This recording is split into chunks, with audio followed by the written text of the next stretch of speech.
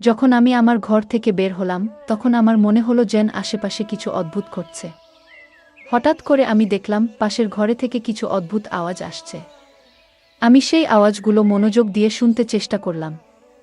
এরপর আমি আস্তে করে দরজার কাছে গিয়ে দাঁড়ালাম এবং কান পেতে শুনতে লাগলাম। হঠাৎ আমি মায়ের গলার শব্দ শুনতে পেলাম। আমার মনে হলো এখানে কিছু একটা ঠিক নেই। আমি ভাবলাম ভেতরে ঠিক কি হচ্ছে সেটা দেখা দরকার। কিন্তু সমস্যা হলো ঘরের দরজা ভেতর থেকে বন্ধ ছিল এবং ঘরে কোনো জানালাও ছিল না। তখন আমার মাথায় একটি বুদ্ধি এলো। আমি আস্তে করে এক চোখ বন্ধ করলাম এবং তালার চাবির ছিদ্র দিয়ে ভেতরে দেখার চেষ্টা করলাম। আমি যা দেখলাম তা আমাকে স্তম্ভিত করে দিল।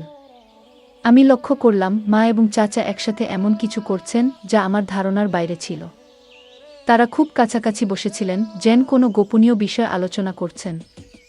মায়ের চোখে অদ্ভুত এক মায়া আর চাচার মুখে একরকম দুষ্টু হাসি ছিল। এই দৃশ্য দেখে আমার হৃদয় ভারী হয়ে উঠল। আমি ভেতরে ভেতরে অস্বস্তি অনুভব করছিলাম। মায়ের এই রূপ আমি আগে কখনো দেখিনি। আমার মনে হতে লাগলো এরকম কিছু তো আমি কখনো ভাবিনি। কিন্তু কেন জানি না, আমার মনে তখন এক অদ্ভুত অনুভূতি হচ্ছিল। ভেতরে যেন একটা অস্বস্তি কাজ করছিল।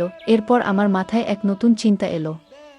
চাচার প্রতি মায়ের আচরণ আমাকে গভীরভাবে নাড়া দিয়েছিল। আমিও তো একদিন চাচার সাথে কিছুটা সময় কাটাতে পারি। এক অদ্ভুত উত্তেজনা আমার হৃদয় ছুঁয়ে গেল। নিজেকে প্রমাণ করার জন্য আমারও তো সুযোগ আসতে পারে।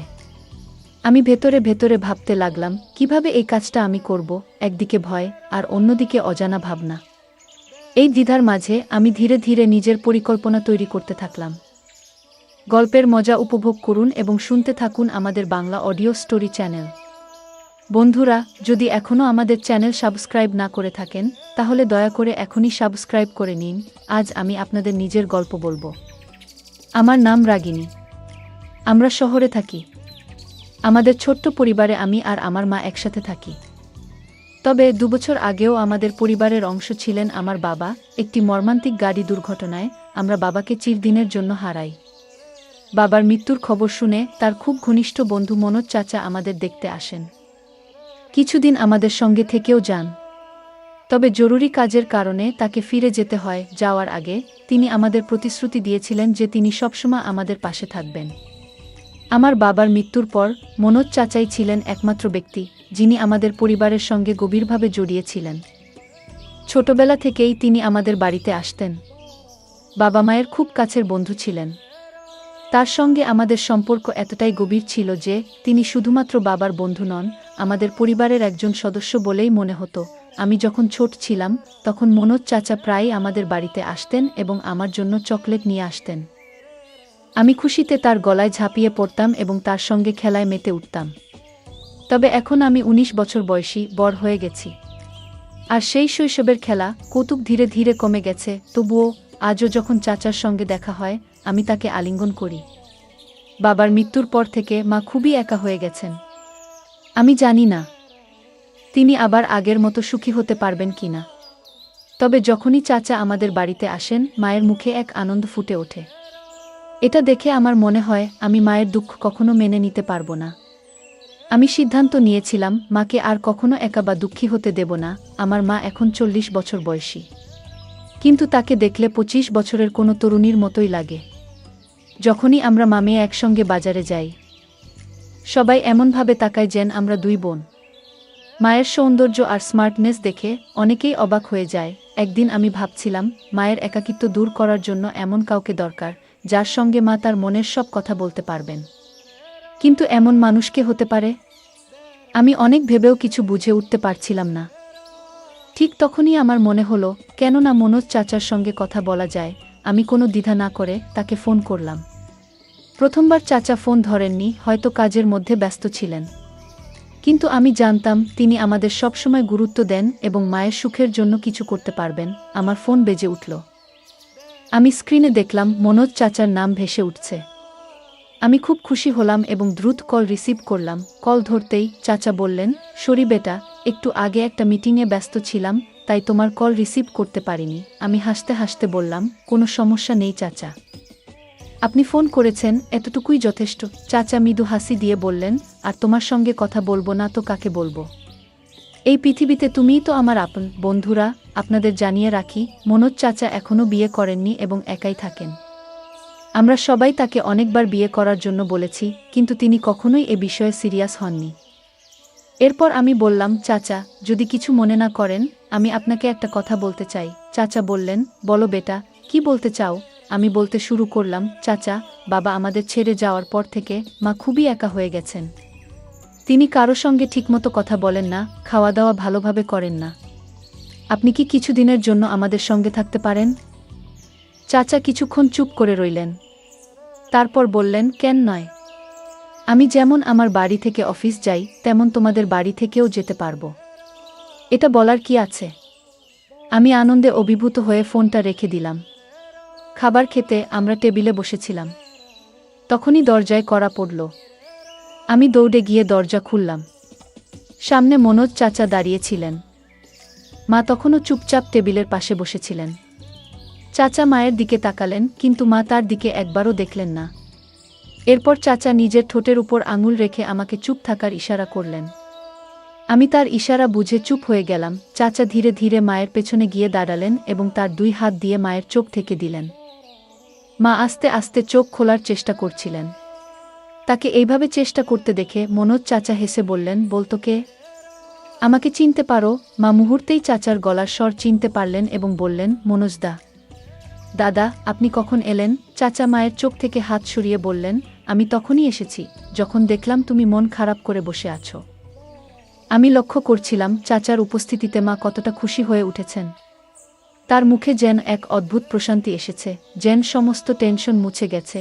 তখন চাচা বললেন, মমতা, এবার থেকে আমি সবসময় তোমাদের সঙ্গেই থাকব। আর কখনো তোমাদের ছেড়ে যাব না।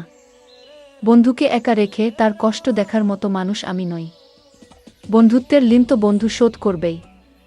মনোজ চাচার এই কথা শুনে মা ভীষণ খুশি হলেন যে এবার থেকে চাচা সবসময় আমাদের সঙ্গে থাকবেন। আমরা সবাই একসঙ্গে বসে খেতে লাগলাম এবং অনেক কথা বললাম। সেদিন আমরা সবাই এক ঘরে শুয়ে পড়লাম এবং রাতভর গল্প করতে করতে সময় কাটালাম। পরের দিন সকালে চাচার অফিসে যাওয়ার কথা ছিল, তাই তিনি আগে ঘুমিয়ে পড়লেন। আমি তার পাশে বসে গল্প করছিলাম, আর কখন ঘুমিয়ে পড়েছি টের পাইনি। সকাল কবে হলো বুঝতেই পারিনি। মা সকালে উঠে নাস্তা বানিয়ে ফেলেছিলেন, আর চাচা তৈরি হয়ে গেলেন। আমরা সকলে একসঙ্গে নাস্তা করলাম।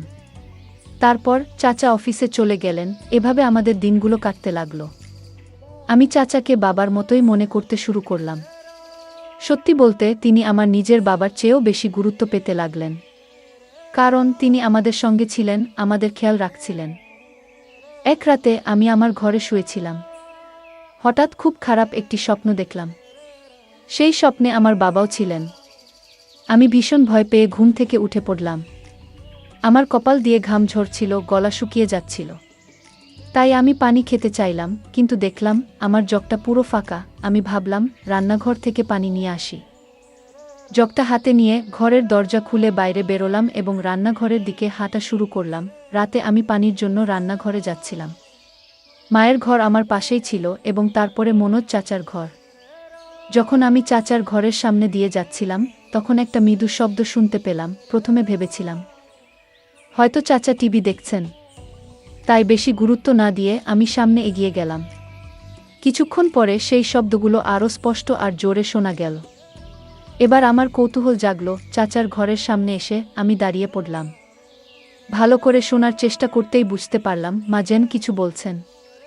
আমি ভাবলাম, এত রাতে মা আর চাচা এক ঘরে কি করছেন? তখনই আমার মাথায় একটা বুদ্ধি এলো। আমি দরজার তালার ছিদ্র দিয়ে ঘরের ভেতরটা দেখার চেষ্টা করলাম। এক চোখ বন্ধ করে তালার ফাঁক দিয়ে যখন ভেতরটা দেখলাম, তখন আমি অবাক হয়ে গেলাম। আমি ভেতরে যা দেখলাম তা আমাকে বিস্মিত করে দিল। মনে হচ্ছিল এমন কিছু আমি কখনো কল্পনাও করিনি, যা আমার নিজের জন্যই অস্বস্তিকর ছিল। আমি নিজেকে শান্ত করার চেষ্টা করছিলাম, কিন্তু কিছুক্ষণের মধ্যেই আমি অসচেতন হয়ে পড়লাম। পরে দেখলাম মা বিছানায় শুয়ে আছেন এবং মনোজ চাচার সঙ্গে কথা বলছেন। মা বললেন, মনোজদা, এবার থেকে আমাদের ছেড়ে কোথাও যেও না। চাচা মায়ের হাত ধরে বললেন, তোমার আর রাগিনীর খেয়াল রাখার দায়িত্ব এখন থেকে আমার। এই কথাগুলো শোনার পর আমি ধীরে ধীরে নিজের ঘরে ফিরে এলাম। রান্নাঘর থেকে পানি নিয়ে এসে শুয়ে পড়লাম, কিন্তু ঘুম আর এলো না। বারবার মনে সেই দৃশ্য ভেসে উঠছিল। যতই ঘুমানোর চেষ্টা করি কিছুতেই মন শান্ত হচ্ছিল না। ভোর হতে আর বেশি দেরি ছিল না। আমি উঠে গিয়ে বাথরুমে ফ্রেশ হলাম। তারপর গোলাপি রঙের একটি হালকা পোশাক পরে নিলাম। পোশাকটি স্বচ্ছ ছিল এবং আমাকে দেখতে বেশ সুন্দর লাগছিল। আমি যখন বাইরে এলাম দেখলাম মনোজ চাচা সোফায় বসে নাস্তা করছেন। ভেজা চুলে তোয়ালে পেঁচিয়ে আমি তার সামনে গিয়ে দাঁড়ালাম এবং মুখে বললাম, চাচা কেমন লাগছে আমাকে? মনোজ চাচা মুচকি হেসে বললেন, বাহ রাগিনী, আজ তো তোমাকে একেবারে অপূর্ব দেখাচ্ছে। আমি যখন মনোজ চাচার কথা শুনলাম তোমাকে আজ খুব সুন্দর লাগছে, তখন আমি খুব আনন্দিত হলাম। চাচার পাশে গিয়ে চুপচাপ বসে রইলাম। কিছুক্ষণ পরে চাচা অফিসের জন্য তৈরি হতে লাগলেন।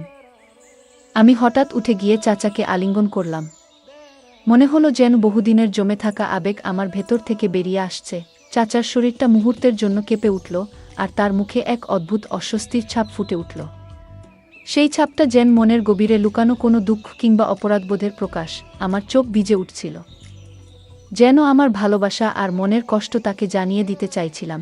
কিন্তু এটা তো কেবল গল্পের শুরু। বন্ধুরা, যদি এই গল্পটি ভালো লেগে থাকে তাহলে দয়া করে ভিডিওটি লাইক করুন এবং আমাদের চ্যানেলটি সাবস্ক্রাইব করুন।